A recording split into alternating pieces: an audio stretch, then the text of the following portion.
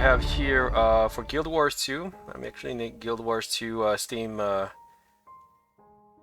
reviews. Medusa play. I quit WoW when it started to feel like playing the UI instead of playing the game. Okay, yeah, because in WoW, because WoW kind of implemented the Final Fantasy XIV UI implementation where you can actually modify the UI as you wish. And I just picked up Guild Wars a couple days ago. She meant Guild Wars 2. And I'm actually able to watch the world and the characters and not constantly stare at the hotbars and cooldown timers. Yeah, no, that's the thing about Guild Wars 2 I've noticed is there's a lot of scenic views, there's a lot of beautiful places to, like, because when I play World of Warcraft, most of the time I'll be looking at my hotbars. I don't know why. Well, I do know why is because I'm trying to figure out which spell I'm going to use in order to, to attack, the target, right? The enemy, whatever. But in Guild Wars 2, when I play, for some reason, like, I don't know, it's kind of strange to say this, but, when you've been doing PvP, for 18 years, and a lot of raids as well, and then you come to Guild Wars 2, and it's kind of different. It's like a different perspective, where you actually have the time to breathe. You have I basically could just, I love gathering in Guild Wars 2. I don't know if you guys know that, but I love gathering more than I love to PvP or even do raids. I kind of tone down on raids and PvP, and I'm enjoying gathering in Guild Wars 2 because the views, the scenic views, and also there's the music. The music from the Corteria from the composer Jeremy Soule, right? So his music, and you bring that with the environment, the scenic environments. It's very soothing. It's very relaxing. It's something that a lot of people need at the moment, considering all the negativity that is occurring throughout the planet right now. There's a lot of stuff going on, and the last thing you want to do when you get into a video game, is to have more negativity, right? So one thing I like about Guild Wars 2 is that you find a lot of positivity when you gather, with those scenic views, the ambience, and the music all together. It makes you feel like finally a game that I can relax, that I can go to and just relax without worrying about, oh, I need to win, I need to figure out where's my spell, I need to, like, there are some instances. There's still people in Guild Wars 2 that do raids. There's a lot of people actually that do raids, fractals, world v world, that, which is like a big open world environment, with 4 different maps, well, 5 different maps. So there's still a lot of PvP, a lot of action. There's still a lot of end game where you can choose, to compete against others or even compete against yourself in order to achieve something at the end of that. But see that the end game in Guild Wars 2 for me, it's relative in the sense that I don't have any end game, because at the beginning when I play an MMO, I always have an end game usually. My end game was always to be the top in PvP because I love PvP, right? So I always wanted to be the top, and that was stressing me out. That was stressing me out, and I'll be honest with you, at the end of the day, when I logged out of the video game, I would be stressed out, and I didn't like that actually. That's why when I log in Guild Wars 2, I don't even care anymore about winning. I just care about gathering onions, gathering trees, listening to music with my friend, because I gather with my friend sometime, and we're both gathering and we're having fun in our own ways. People are saying like, how do you enjoy just gathering in an open world? Well, that's the thing. You need to experience this to understand. Guild Wars 2 is not just about pew pew. It's not just about, oh, let's kill, let's win, let's get the loot. No, it's about other things like relaxing, you know what I mean? Now, if you don't like relaxing, that's another story, because you have a lot of people, who grew up with this mentality of, I need to compete, I need to win. It's okay, there's nothing wrong with that, but there's a lot of people who don't want to compete and who don't want to win. What they want is to relax, and that's where Guild Wars 2 comes into play. So I'm glad that Medusa understand that. She even had put her profile picture. Okay, wait, is that okay? Wait, okay. I enjoyed the whoa. Okay, I enjoyed the grind to 80, which took me about 3 days with the recently passed XP buff. 3 days to get to level 80. Once I hit 80, I purchased a full set of exotic gear for about 20%, and the GP is accumulated in leveling. I didn't initially have a problem with this, and I was stoked that I was able to to so easily dive into some competent gearing to get ready for the real game. Okay. I quickly realized that this exotic set I purchased for almost nothing was going to be better than 95% of anything available to me outside of a set of gear. I'm beginning to feel a little worried. He thought that exotic gear would be more like stats wise it would be more better than most other gear. So just like in WoW, because in WoW when you get a gear, it has a huge difference on stats, which makes you more stronger in a sense, you know what I'm saying? But not in Guild Wars 2, unfortunately. I dive into resources like the wiki and Reddit to learn about the gearing process. Look into what aspirational drops look like, there are none outside of cosmetic, and just generally get an idea of what to work towards. In that time I picked up that this game has what is being called horizontal progression as opposed as vertical, which my understanding is that actual game impacting mechanical upgrades to any given build cap out very early on, which allows a different approach to progression via social means and cosmetic. Okay, so as a new player, I'm looking to all of this new content that seems exciting to play, and I'm just wondering what the point of all of this. Well, it's like I said, you go to the gym, you have a big boost with all your supplements and your pre-workout shake, and there's some people who likes to go in the sauna. They go in the sauna and they just love going to sauna. You have people who likes to go to a boxing match, you know, have that adrenaline, right? But then you have people who likes to watch tennis. People playing tennis. It's not like it's like people hit the ball and boom, boom, boom. People like that. Some people they like golf. You know golf? I always ask myself, why people, what is it that people like in golf? It's so boring. Why don't you watch a boxing match? Well, because it's two different world. So for that's the reason. So that's why I say to every WoW player or any kind of MMO player, if you are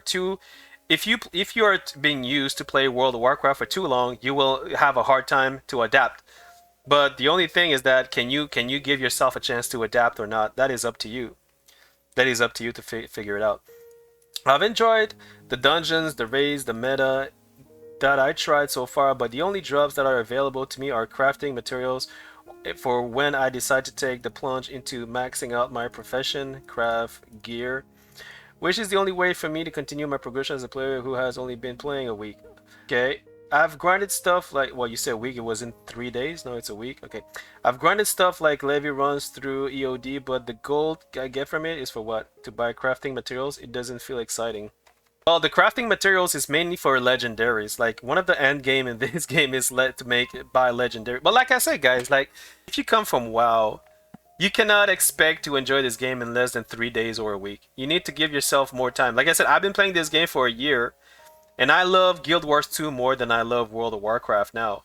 But you cannot understand that unless you give yourself a chance to really I don't know, explain, bro. This is the hardest part to explain. I don't even know how to explain it. You really need to give yourself a chance to play the game like longer. It's not 1 week is not enough.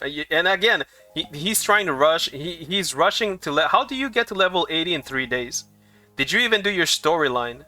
Did you even do your storyline, buddy? Like, bro, if you haven't done the storyline, then you don't care about this game. Then it's better that you don't. Maybe it's better you don't play this game, because you see, people who care about Guild Wars 2, they will go through they will play the storyline. Did you do Living World Season 1? Did you do what you call it, Heart of Thorn story? Did you do Path of Fire story? Did you do Iceblood Saga? Did you do Living World Season 1, 2, 3, 4? I doubt that you've done all that in 3 days. I highly doubt it.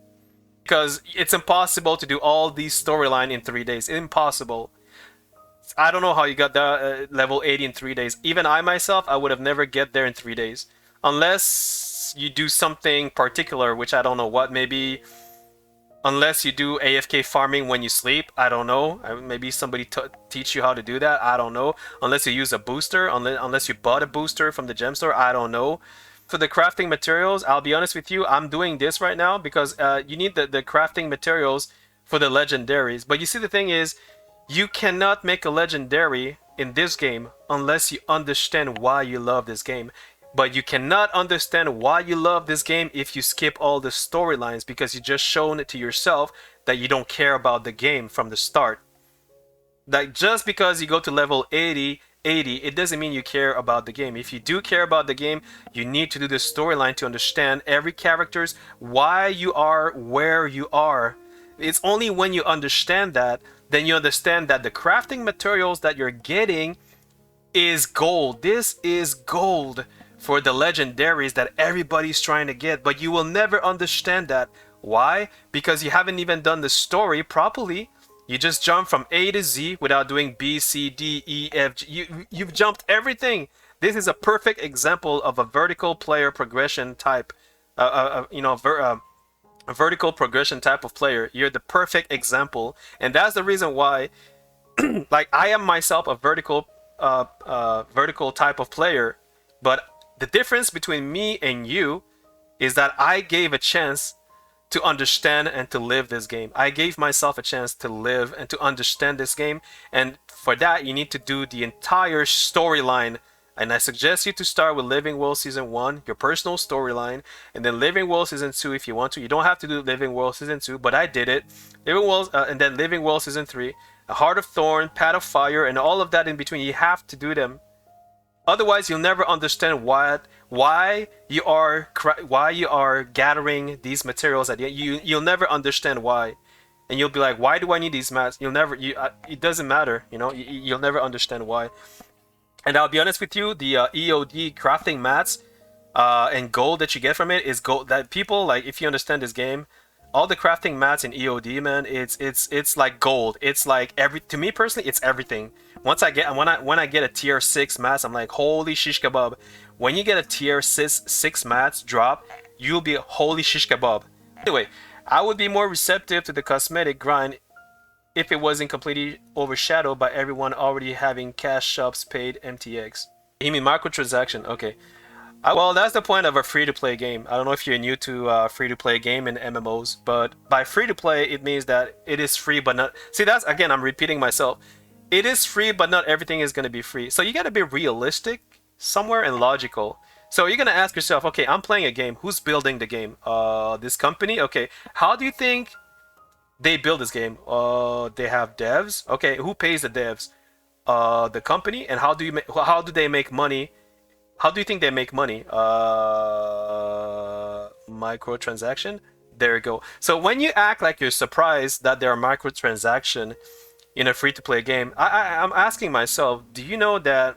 I'm asking myself, like, like how long you've been playing video games, because every free-to-play will never be entirely free, in a sense that it will be free to play, but you will have limited access. So if you want the best things, you need to pay for them. But in order to pay for them, then do you like the game? If you don't like the game, then don't buy. Now, if you like the game, then there you go. You have the choice to buy.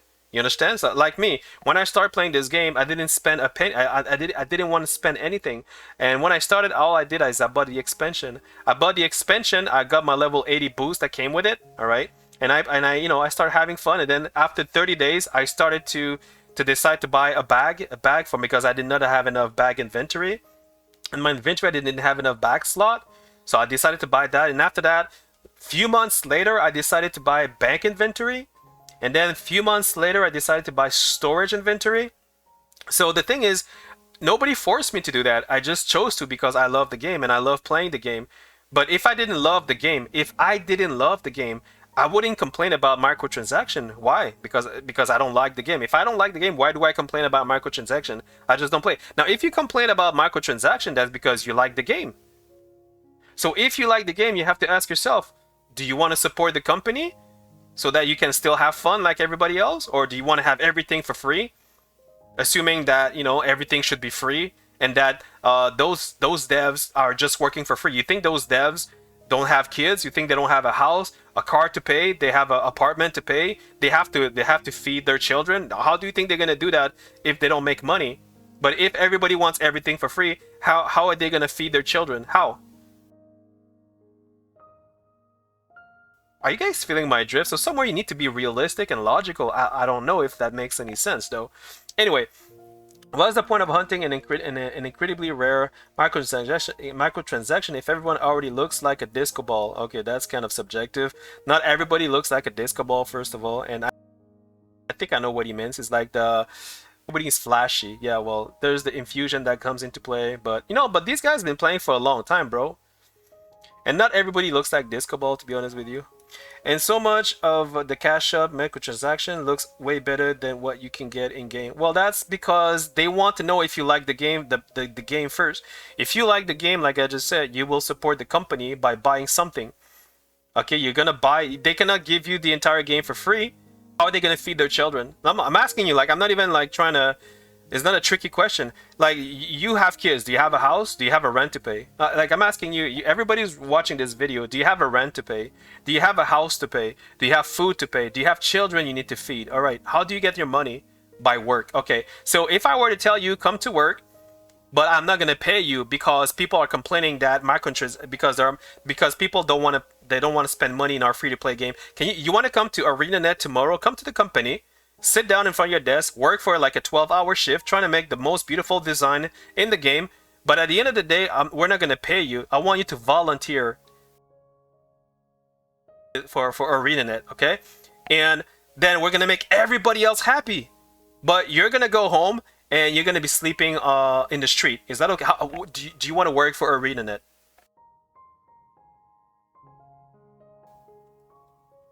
So guys, when I see this, guys, come on, bro. You gotta think outside of the box. At some point in your life, you need to think outside of the box. I shouldn't have to say this because free to play does you will have a free to play with limited access, and it comes with things that if you want something better, if you want the best items in games, if you can call it. Some people they don't even buy anything in the microtransaction. Some people don't buy anything in the gem store. But if you like what you see in the gem store, it is an option for you to buy it. And if you don't like the game, then don't buy it. If you like the game, then you should buy it, and you shouldn't complain about it because somewhere they need to make money. This is not even a guaranteed revenue. ArenaNet, they don't have a guaranteed revenue because people have the option not to buy it. So why are you complaining? Anyway, this game is great, I know it is, but maybe my brain has been ruined by other title. Ah, there you go. Well, something that's kind of decent. This is decent what you're saying. Also, my RPG experience is through Path of Exile, RuneScape, and New World. Ah, okay, well, New World, yeah. I'm a fan of that carrot on a stick gameplay that makes you excited to get the next drop. Yeah, well, that's it. That's a vertical. That's more like a vertical type of player. Within 3 days of starting an MMO, my gear is already in the top 10%. My upgrade gates behind constant mat farming, which leads to self-crafting. There's no dopamine hits or anything aspirational that isn't cosmetic. I just don't think it's for me, which is just saying because this game seems wonderful. Well, you know what? First of all, you're right. Everything you're saying is good because you're showing to yourself and to everybody else the big gap difference between vertical type players and horizontal type players. All right. But there's one type of player that you haven't approached yet, and that's my type of player. I do both. I do vertical and I do horizontal type of gameplay. My type of player, my type of understanding is that I am patient enough to give a chance to any game for me to understand the game. I actually learn to understand the game and I give it time. I don't jump from A all the way to Z. See, that's the vertical type. You just want to go to the top right away. I'm going step by step. Unless you learn to be that type of player, you will never understand Guild Wars 2 and you will never love it. But here's the thing, and this I'm going to end with this. I come from World of Warcraft, 18 years of PvP, 18 years of raid. I'm also a raid leader. I am a ranked battleground leader, alright? I've been playing game for 30 years. Guild Wars 2 wins. Guild Wars 2 wins everything. And that's because, not because it's a better game. No, because I gave myself a chance to understand the game. That's the problem with vertical type players. You don't care about the beginning. You just care about the end. That's the reason why you will have a hard time to love Guild Wars 2. And I hope that what I'm saying doesn't offend anyone. My goal is not to offend any of you. It took me a long time to understand why horizontal progression was so fun. Um, but I think that vertical type players is okay, is good, but I just don't like it anymore. I just don't like it anymore because it's very stressful and everybody wants to be at the top. Everybody wants to be the best of the best. You're always looking to be the best, and if you don't be the if you don't have that loot, you see right now this is what Blizzard is struggling with that right now, is because they're trying to find a way to compensate, to reward people if you get to the end game. You know, once you get to the end game, you get this loot, right? They're trying that, but right now, Dragonflight is not doing so well.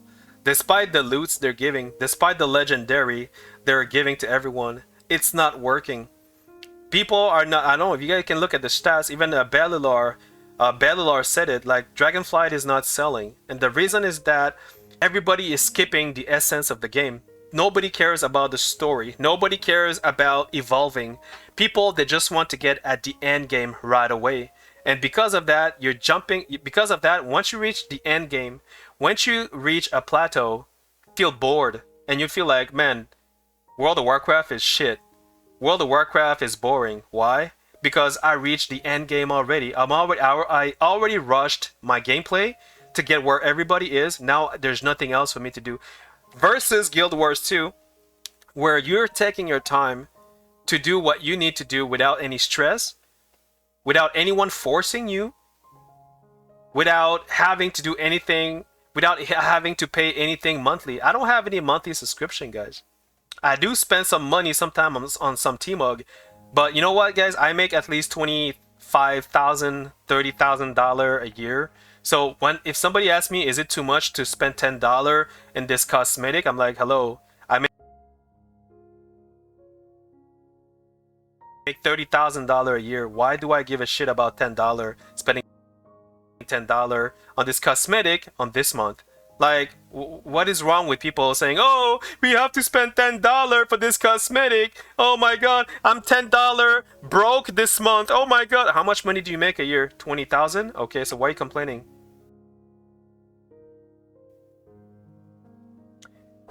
Anyway, guys, I hope that, yeah, so that's my review. And you know what, it's okay, but this is a perfect example of why vertical type players will have a hard time to adapt to Guild Wars 2, because they have been programmed. I have been programmed in the past to always be the best of the best and to try to beat everybody else.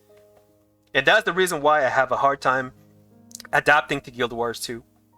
So if you're new to MMORPG, if you're new to Guild Wars 2, mark my word, if you don't give yourself a chance to understand what I just said and to understand the game, and if you want to be like him, go from A to Z, and if you skip B, C, D, E, F, if you skip everything just to get at the end game, this game is not for you. I hope that you like my review. Thanks for watching, and I hope that Ardzi, I hope that you give it a try again. I hope that you give it a try, but this time, don't try to rush. Start from the start and do all the storyline. Don't think about the end game. Think about understanding the game. Think about the storyline and try to learn the story. Try to learn the reason why you're playing this game by doing the story like everybody else. Then I hope that you can reconsider doing another review with that in mind. Thank you for watching, guys. See you in my next video. Cheers.